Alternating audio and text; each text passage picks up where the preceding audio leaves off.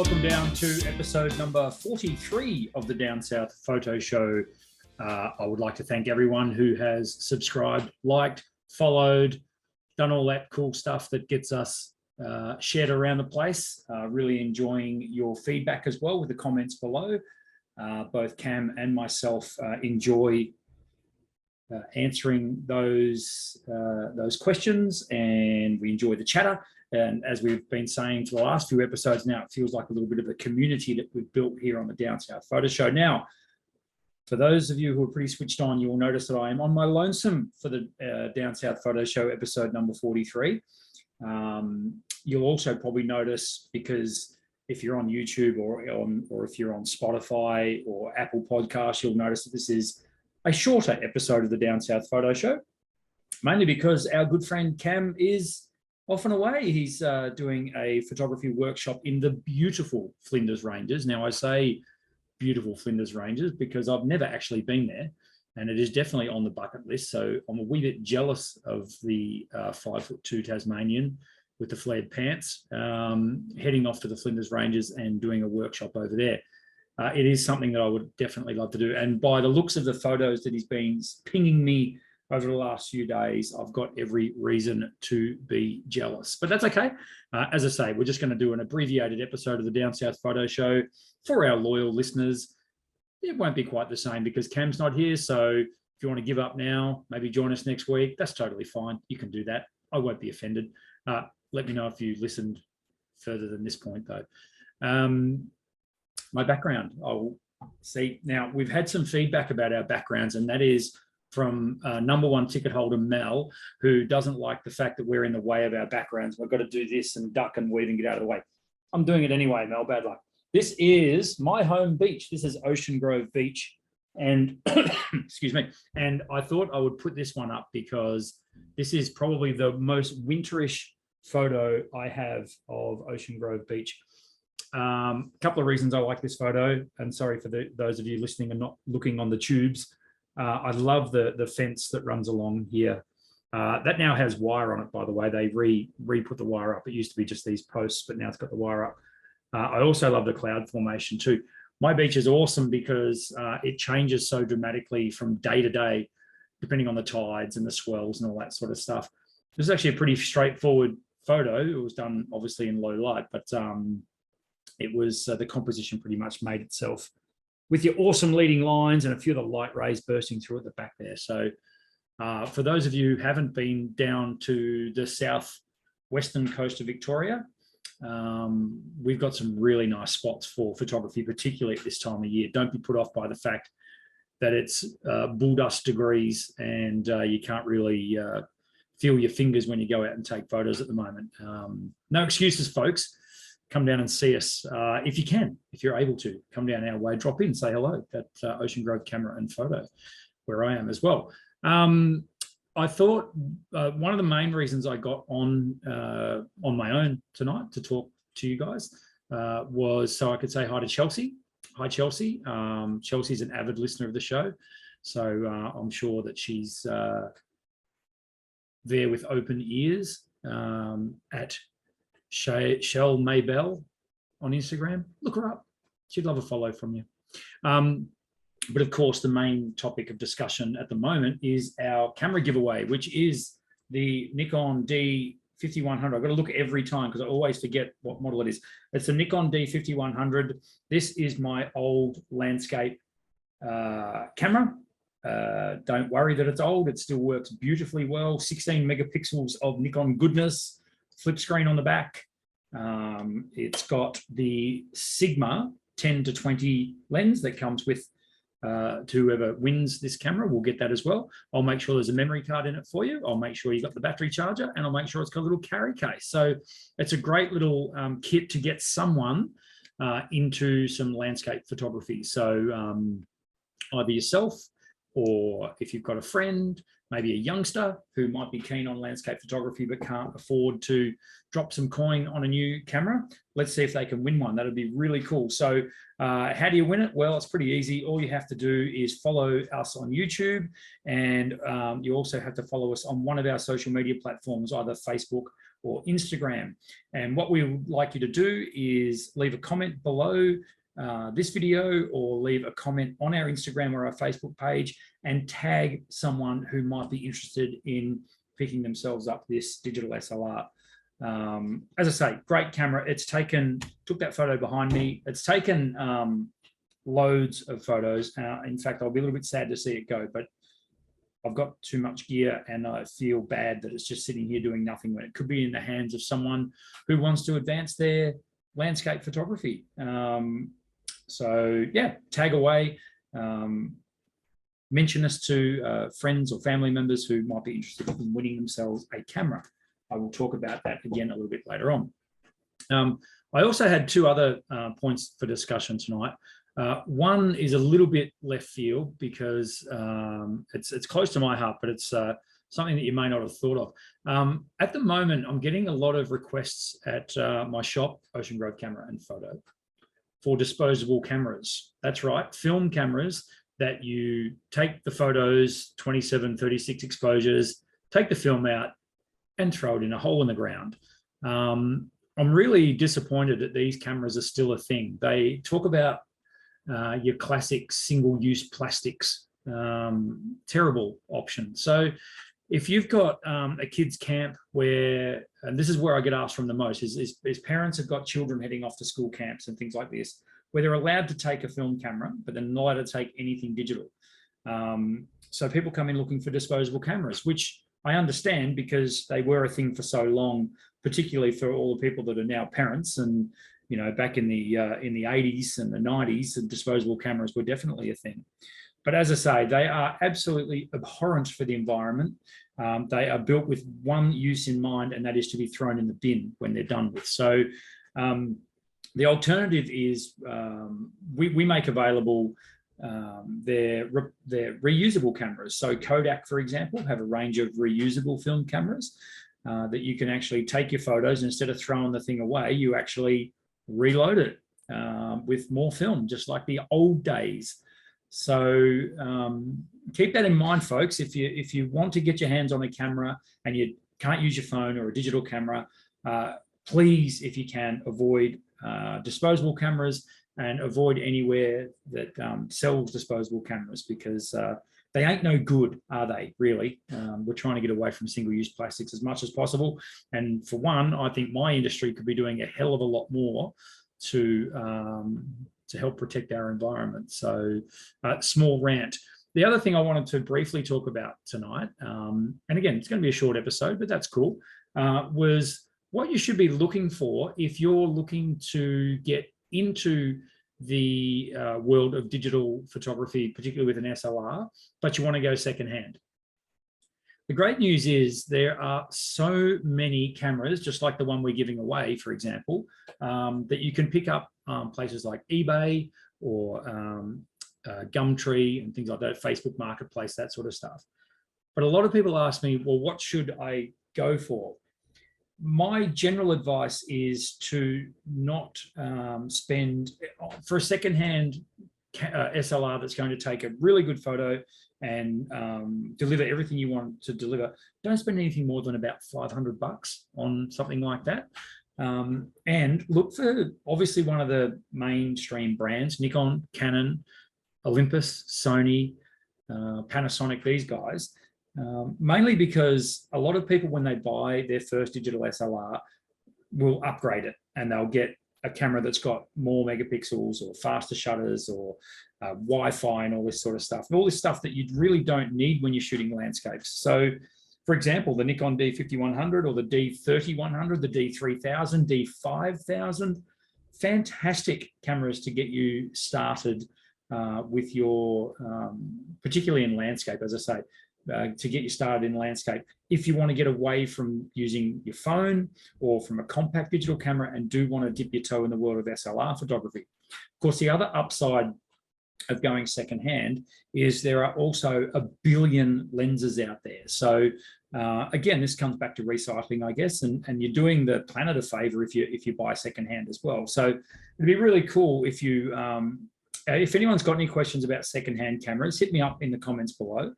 Even if you're looking at a model that you might be interested in buying on good old Fleabay or on Gumtree or somewhere like that, and you want to run it past me first, happy to help you out. It doesn't benefit me financially in any way. It's free advice. I'm happy to steer people in the right direction. Of course, the one downside, or there are a couple of downsides, of course, with buying secondhand, and the main one being that you don't really know what the camera has done. So my recommendation when you're buying secondhand is to ask the seller. You can pay for the camera up front, but ask the seller if you could give the camera a once over for maybe a week, and before you decide to keep it. I think that's only fair, particularly with secondhand cameras. I'd recommend you do that mainly because there'd be nothing worse than spending $500 on a secondhand digital SLR only to get the thing and realize that it's got a big scratch on the sensor, or that it's got corrosion inside because the thing's been dunked in salt water and that sort of stuff. So I understand the pitfalls with buying a secondhand SLR. However, if you jump on eBay right now, you just have to have a quick look and you'll see that there are literally thousands of bargain SLRs to be had. And so why would you want an SLR over your phone? The main reason is the sensor size. So the physical size of the sensor, so the thing that captures the light that has the pixels on it, is generally a heck of a lot bigger than what you would find in a phone. So the sensor inside a phone is absolutely tiny. And the sensor that you will find in most SLR cameras is 4 to sometimes 16 times bigger, 32 times bigger than what you will find in a phone. And why is that important? It's important for detail. It's important so that when you want to enlarge an image and print it and put it on your wall, you've got all that detail in there.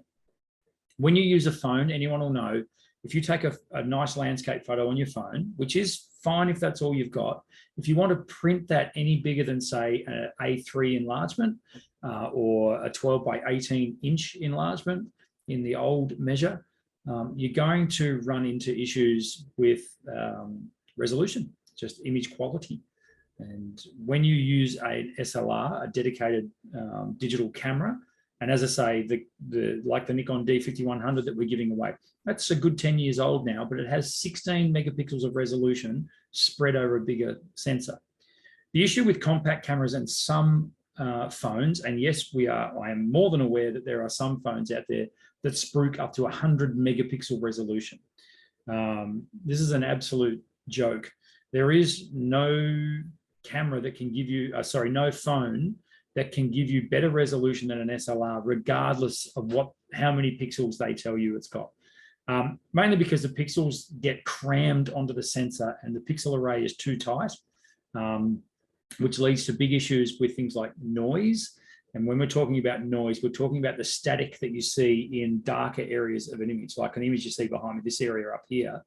When you zoom right into that on a phone camera, you will start to see a lot of grain where the pixels have spoken to each. I call it grain because I'm old, but it's actually noise. So it's a signal to noise ratio where the pixels are giving off a static discharge, and that gets recorded in the image. So image quality really falls down if you're not shooting with a bigger censored piece of equipment, so an SLR, or at a stretch, a compact film camera, a compact digital camera that's got at least an APS-C size sensor in it. So my high recommendation would be if you're looking for a secondhand SLR, is to look for something that's probably no more than 10 years old. Anything older than that now is going to be obsolete, hard to get batteries for, impossible to get memory cards for.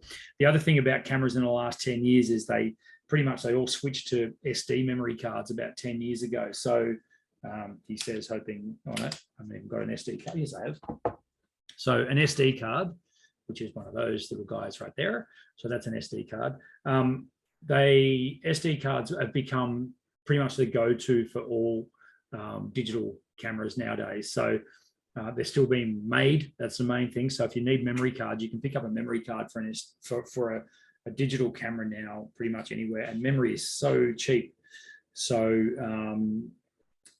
loads of advantages with if you're looking for a secondhand digital camera of keeping it under 10 years old. And of course, if it's less, even 5 years old would be great as well, because that's when things like Wi-Fi started to appear in your phone, in your camera.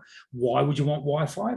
Well, the bigger companies like Sony, Nikon, and Canon, Olympus, these guys, the company formerly known as Olympus, I know Cam's listening, they introduced Wi-Fi about 5 years ago. So Wi-Fi is really cool if you want to remotely control your camera, for example. So you put your camera on a tripod, you fire up the Wi-Fi on the camera, you fire up Wi-Fi on your phone, and you fire up an app that is free to download from any of these big companies. And you can fully control your camera wirelessly while it's on a tripod. Lots of advantages there. One, you're not bumping or moving the camera when you're shooting long exposures, so you can trigger the camera. Two, you've got a live screen on your phone. You can literally be, for example, you might put your camera down by on a sturdy tripod down by the waves. Nothing worse than in winter of getting the wave washing up over your feet and getting saturated feet. You can back right up and leave your camera out there if you're brave enough and operate your camera via Wi-Fi. But the other big upshot of Wi-Fi is being able to download those photos from the memory card directly to your phone wirelessly. So if you want to do mobile editing using Snapseed or Photoshop Mobile or whatever it's called, it's got a funny name, but I can't remember what it's called. But if you want to edit your photos on the fly directly to your phone, you can send them via Wi-Fi to your phone. And of course, then you can share them with friends and family on social media. You can email them to places. You can put them on your website and that sort of stuff. So if you can stretch your budget a wee bit, so a Wi-Fi based SLR, you can probably pick up between secondhand between $500 and $700 now. These models are like the Nikon D5500 and the 5600. Now, if you can find a Nikon D5600 that was released 5 years ago, absolutely, or very, very highly recommended little camera, particularly for landscape.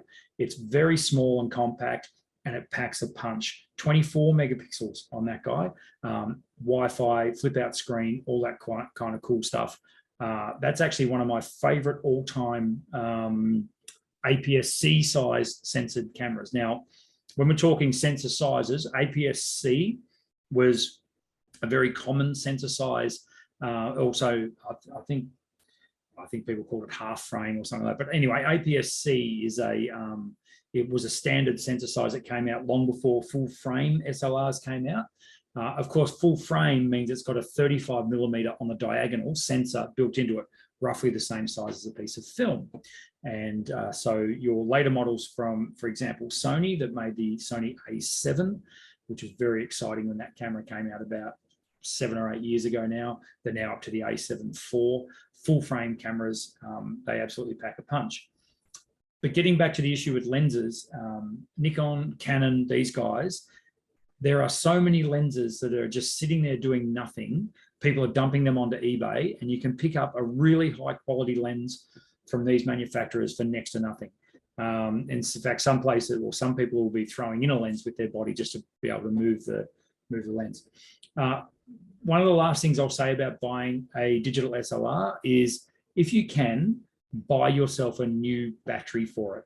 Generally speaking, the battery, so a lithium ion battery that comes in these cameras, he says as he gets one out of this camera. So they'll come with their own standalone charger. These batteries have a finite number of times you can charge them and discharge them. So, and generally with a lot of use, that's about 3 to 4 years. Sometimes less, 2 to 3 years, really. What basically happens is you keep charging and discharging the battery, charging, discharging, charging, discharging.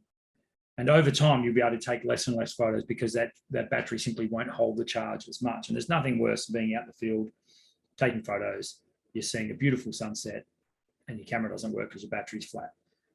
Secondhand or spare batteries for these cameras, 30, 40 bucks. Do yourself a massive favor and get yourself a newer battery if you're buying a secondhand SLR because, as I say, it's very, very good for backup, but also will prolong how many photos per charge you can get out of that camera.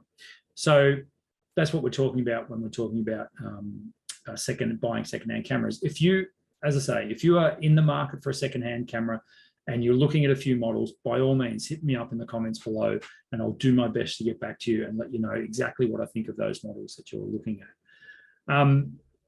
Normally in this part of the show, we have a segment we like to call Dear Cam. And this week, of course, we don't have one because we don't even have a cam, but that's fine. If you have a Dear Cam question, same deal, hit us up in the links below, send us an email, and we will answer your question. Dear Cam is all about a question that you might have that you can't quite find the answer for, or you want an opinion on. We all know Cam's got some opinions and he's happy to share them. If you want Cam to talk about a particular issue, hit us up in the Dear Cam segment. So that's been episode 43. As I say, you knew it was going to be short because you saw the timestamp. I just would like to mention what's coming up. One huge piece of news in my world is that I have now secured a new shop, another shop in Ocean Grove. So I am relocating my shop in the next 4 weeks from one area to another. The new shop, for those of you who know me in Ocean Grove, the new shop is only 110 meters away. So it's very, very close by. So it's going to be pretty easy to move, but I'm really excited about that. It's an opportunity to turn over a new leaf, freshen the joint up a bit. We're going to have a lot of my photos on display at the new shop, which will be fantastic. I'm very excited about that. And we're also looking for a better space to run workshops. There's also a very slight chance that we might even be able to establish ourselves a bit of a portrait studio there as well, but we shall see.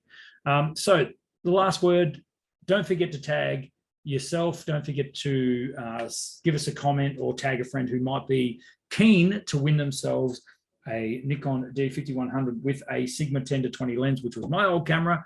We want to see that go to a new home.